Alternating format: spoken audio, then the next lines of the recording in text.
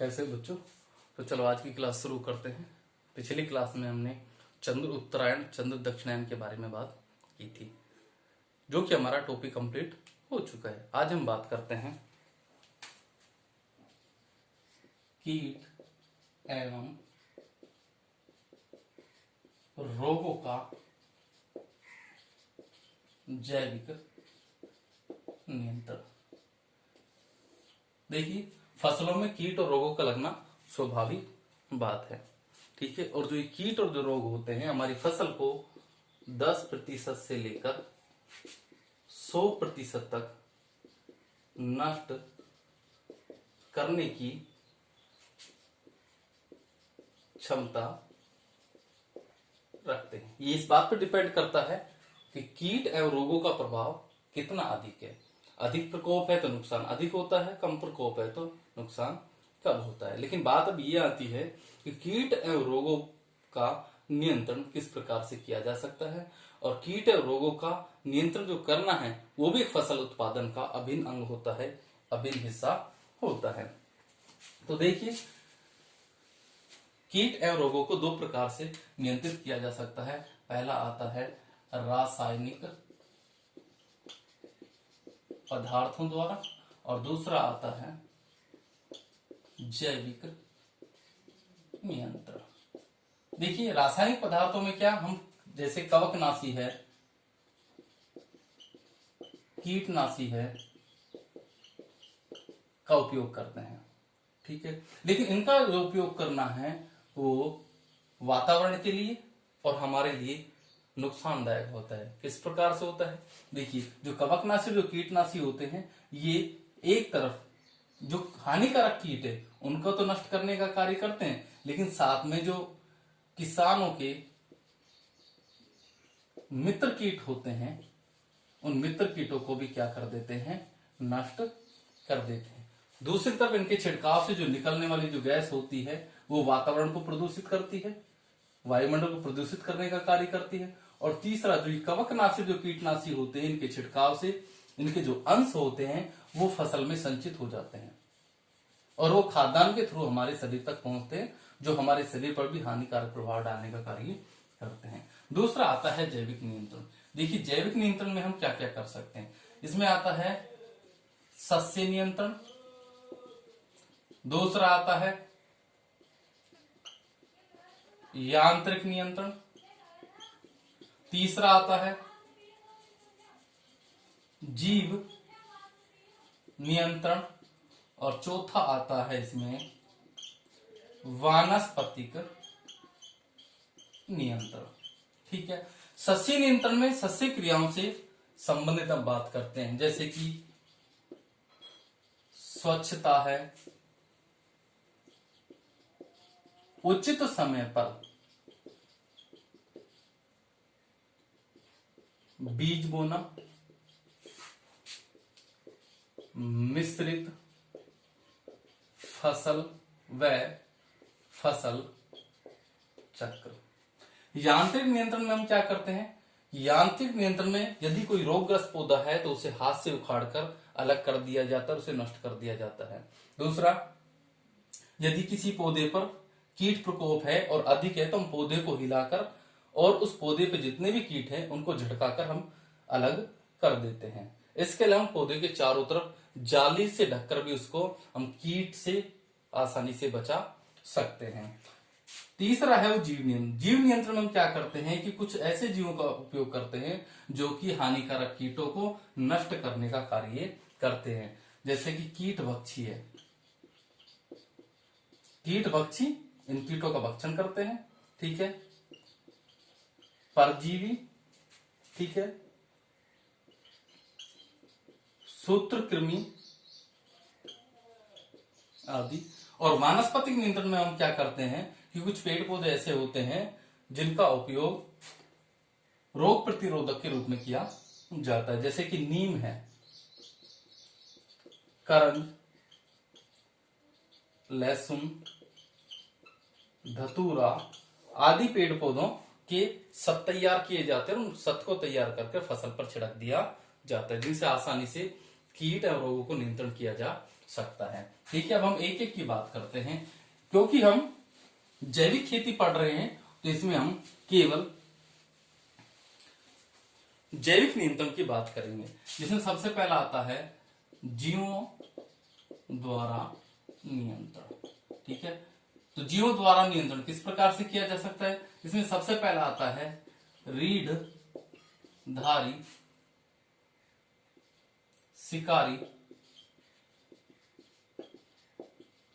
पक्षियों का उपयोग। ठीक है, रीढ़धारी शिकारी पक्षियों का उपयोग, इसमें ऐसे जीव जिनमें रीढ़ की हड्डी पाई जाती है उनका उपयोग किया जाता है, जो अपने से छोटे जीवों का भक्षण कर उन्हें नष्ट करने का कार्य करते हैं, जैसे मछली, मेंढक, सर्प और पक्षी। ठीक है, पक्षी का सबसे अच्छा एग्जांपल जैसे हम जुताई करते हैं तो जुताई के समय मृदा से बहुत से सूक्ष्म जीव, छोटे कीट बाहर आते हैं जो पक्षियों द्वारा भक्षण किए, जिनका पक्षियों द्वारा भक्षण किया जाता है भोजन के रूप में। इसी प्रकार चने का जो फली छेदक होता है, ठीक है, उसको मांसाहारी जो पक्षी होते हैं उसके द्वारा नियंत्रण किया जा सकता है। इसमें क्या किया जाता है, जो पेड़ जो खेत होता है, खेत में बांस की खपच्चियों द्वारा टी आकार के अड्डे बना दिए जाते हैं। इन टी आकार के अड्डों पर ये जो मांसाहारी पक्षी होते हैं बैठकर जो फली छेदक जो होता है, सुंडियां जो होती है, उनको आसानी से भक्षण कर लेते हैं। इस प्रकार आसानी से नियंत्रण किया जा सकता है। इसमें जो नेक्स्ट आता है वो आता है परभक्षी कीट। परभक्षी जो होते हैं वो अपने से छोटे और मुलायम अंग वाले जितने भी कीट हैं उनका भक्षण करने का कार्य करते हैं। इसमें दो आते हैं, पहला आता है क्राइसोपीडस और दूसरा आता है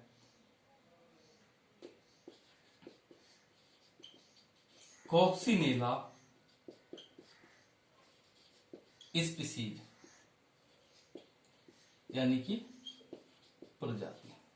क्राइसो जो पीडस होता है ये परभक्षी कीट होता है, ठीक है, जो अपने से मुलायम अंग वाले जीवों का भोजन के रूप में उपयोग करता है, जैसे कि चेपा,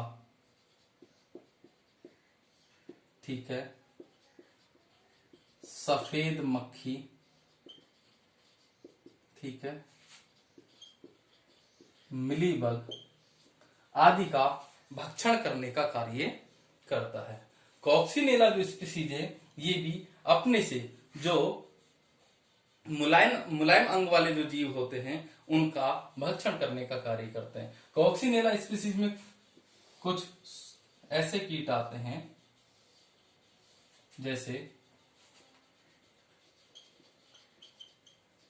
कॉक्सिनेला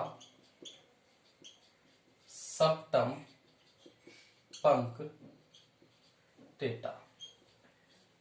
कॉक्सिनेला सप्टम पंक्टेटा, ठीक है। दूसरा ब्रूम्स, तीसरा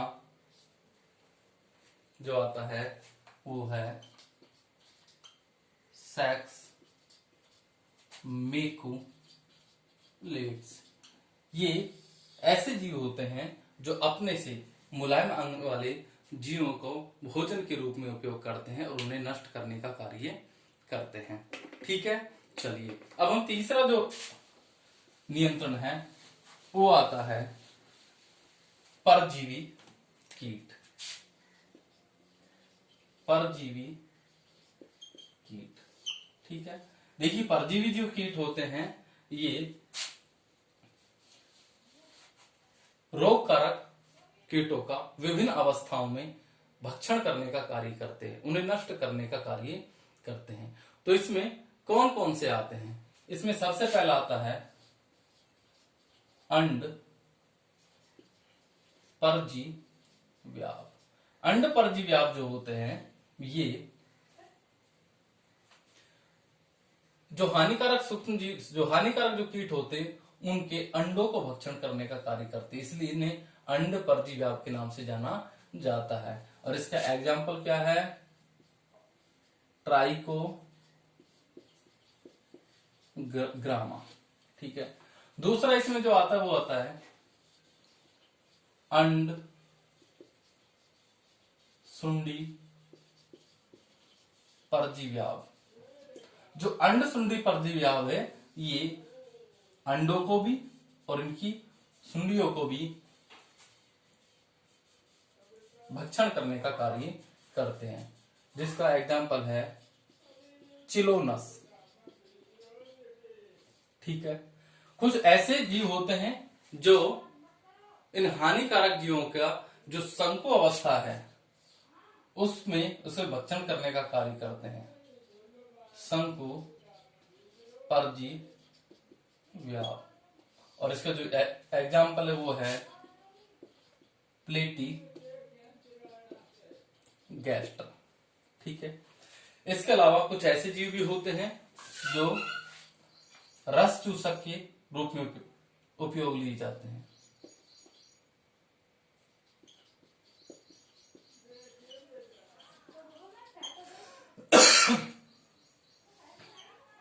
इसका एग्जाम्पल है जैसे इप्रिकेनिया। तो इस प्रकार से जो परजीवी कीट होते हैं ये विभिन्न अवस्थाओं में अपने से कमजोर या अपने से मुलायम जो जीव होते हैं उनका भक्षण करने का कार्य करते हैं। मैंने बताया अलग अलग अवस्था में करते हैं। अंड परजीव्याव होते हैं जो अंडों को नष्ट करने का कार्य करते हैं, अंडों का भक्षण करते हैं, जैसे ट्राइकोग्रामा। अंड सुंडी परजीव्याव जो होता है अंडे और सुंडियों को खाने का काम करता है, जिसका एग्जाम्पल चिलोनस है।